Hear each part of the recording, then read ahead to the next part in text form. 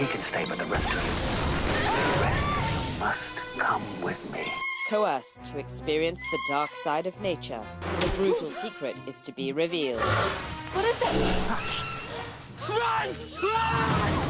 Run! Blood Monkey, Friday night at 9. Mega hit 900. The clown's haunting reveals the dirty secret of a happy marriage. I can help you. Help me? No, you're the one that ruined everything. She's gonna run again, and then it's gonna be too late.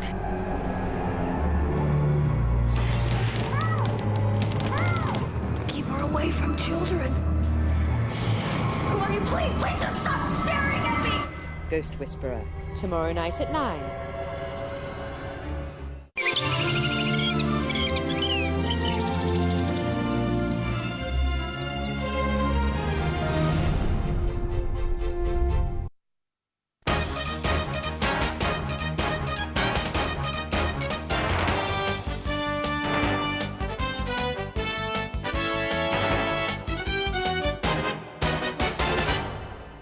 Good evening. 13 people have been arrested after rowdy protests against parallel traders in Tuen Mun turned violent as hundreds of local residents harassed mainlanders and shops catering to them.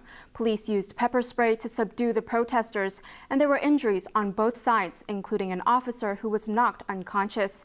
ATV's An Cheng reports. Go back to China, the crowd yelled at a mainland visitor. Hundreds of angry local residents and pro-democracy activists began a rowdy anti-mainland protest in Tuen Mun this afternoon. The rally was organized by pro-democracy groups Civic Passion and Frontline Democracy against parallel traders and individual visitors from the mainland who have overcrowded their neighborhoods and caused a shortage of basic necessities. They targeted shops catering to mainlanders and also a bus stop that has become notorious for overcrowding by shoppers from across the border. The problem is an old one, but local residents are complaining that the situation in Tuen Mun has become unbearable with hordes of luggage-wheeling visitors. They're also upset that bulk buying of essentials like baby milk powder has made everything extra costly. Demonstrators urge the government to cancel the multiple entry visa and individual visitor schemes that allow a flood of mostly parallel traders from Shenzhen to travel back and forth across the border to ply their illegal business. What started off as an anti-parallel trader protest turned into one against all mainlanders, and some stores pulled down their shutters early for fear of violence.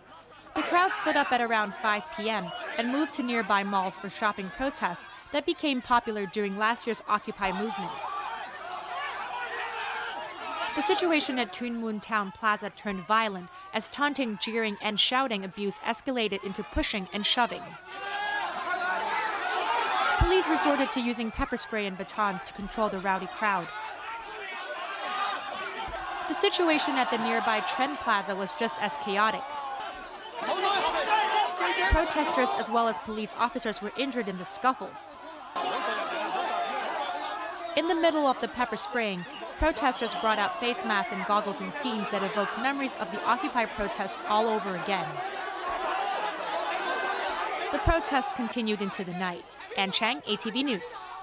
The government is refusing to be swayed by a new survey that has found that less than half of Hong Kong people are willing to pocket its political reform package under Beijing's restrictions. Survey organizers said the split in society over universal suffrage is worse than ever. ATV's Emily Siu reports. The Concerned Group for Public Opinion on Constitutional Development, headed by former Pan-Democrat lawmaker Fred Lee, has for the fourth time commissioned Lingnan University to conduct a public opinion poll on political reform.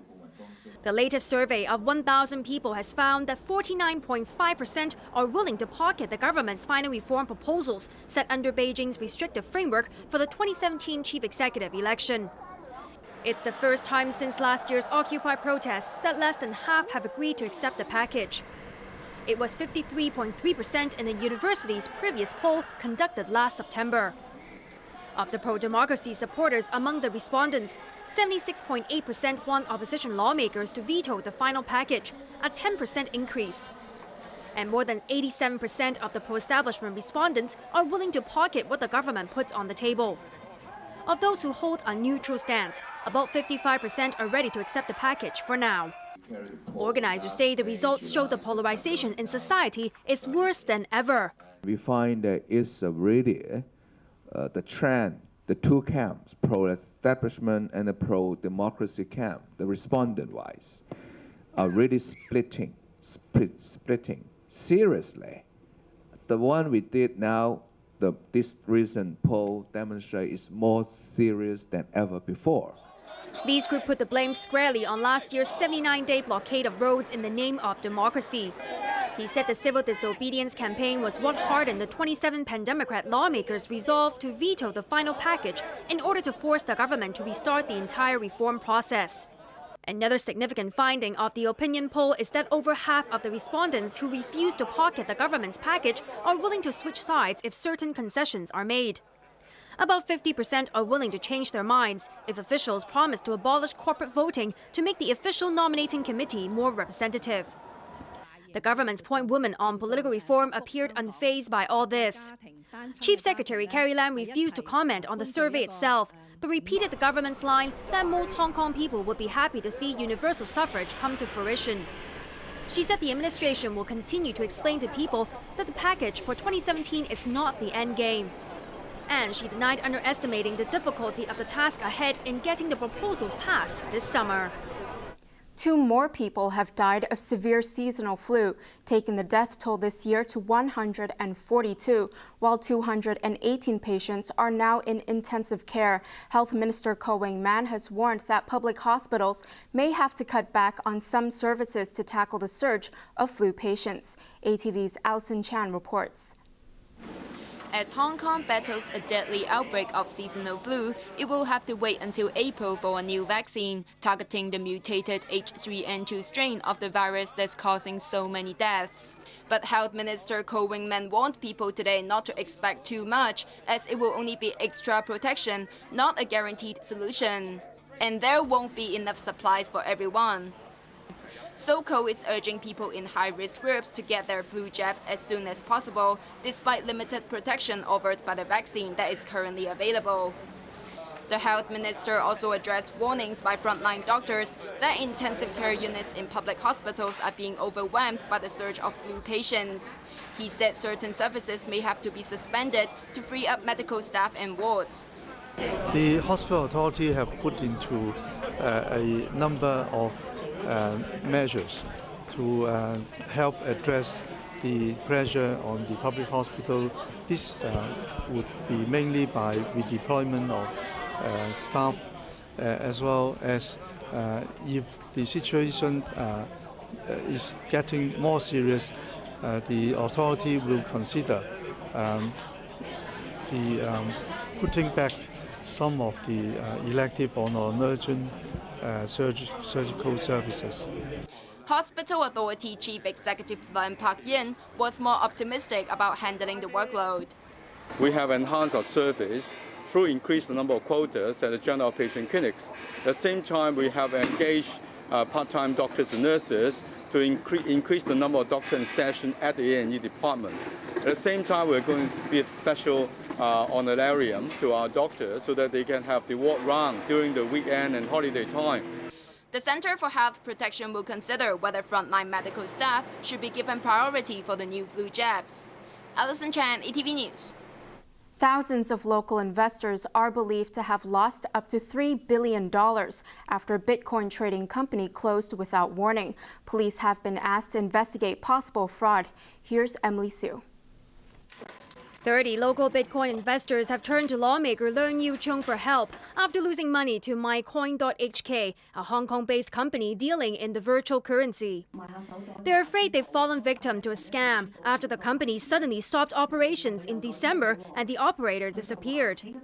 The investors have lost up to $1 million each, but the problem is there are no receipts of their transactions with the firm. They were told that after 1 year, they would earn up to $600,000 in returns, which would be higher if they brought others in. The victims complained that even when their bitcoins were trading lower than the market value, they were not allowed to withdraw or transfer the virtual currency. Leung believes up to 3,000 people in Hong Kong may have been duped to the tune of around $3 billion. But due to the complicated nature of Bitcoin investment, Leung pointed out that it will take time to assess each victim's case. He's asking police to investigate possible fraud and the running of a pyramid scheme. Leung also called for better regulation of the online currency and payment system.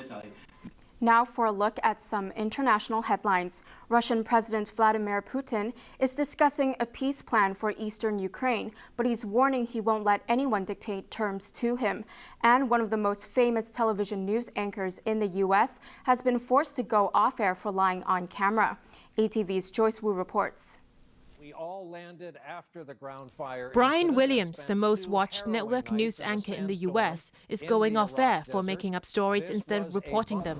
The veteran NBC journalist, who is one of the most famous faces on American television, has come under fire for lying about being shot down in a helicopter in Iraq. It's a story he's often repeated since 2003, but he was forced to make a humiliating confession on air after he was exposed by war veterans. I want to apologize. I said I was traveling in an aircraft that was hit by RPG fire. I was instead in a following aircraft. Williams blamed it on the fog of memory, but the deception has been hugely damaging for his own credibility and the network's reputation. Russian President Vladimir Putin has assured the world he will not wage war on anyone.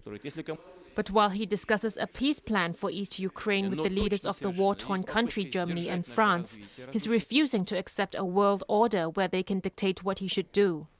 For his part, Ukrainian President Petro Poroshenko has been showing proof of Moscow's involvement as his government battles Russian-backed separatist rebels. I take with me the passport and military ID of Russian soldiers, Russian officers who were come to us and leave it. This is the best evidence for the aggression and for the presence of Russian troops.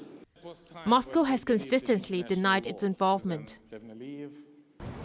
In a desperate attempt to halt a rebellion by conservative lawmakers within its ruling party, Australian Prime Minister Tony Abbott has moved forward a vote challenging his leadership and will face the music tomorrow. Look, the last thing Australia needs right now is instability and uncertainty. On reflection and after talking to my colleagues, I've decided that the best thing we can do is deal with the spill motion as quickly as possible and put it behind us. Abbott has come under increasing criticism over his government's sagging approval ratings after his first budget cut into spending for health, education and pensions.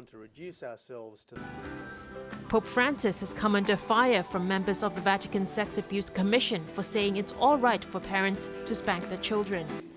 The commission, which met with all of its 17 members for the first time yesterday, said it would be making recommendations to the pontiff about protecting kids from corporal punishment. This might start off as a light tap, but actually the whole idea of hitting children is about inflicting pain. That's what it's about. And there is no place in this day and age for having physical punishment for inflicting pain in terms of how you discipline your children. The Commission also announced progress on drafting policies for holding bishops accountable when they cover up for pedophile priests. Sports now, and in football, the Spanish title race has been thrown wide open after Real Madrid suffered their worst defeat in more than 4 years to Atletico in the Madrid derby. ATV's Bolang reports. Spanish champions Atletico Madrid were on fire when they welcomed arch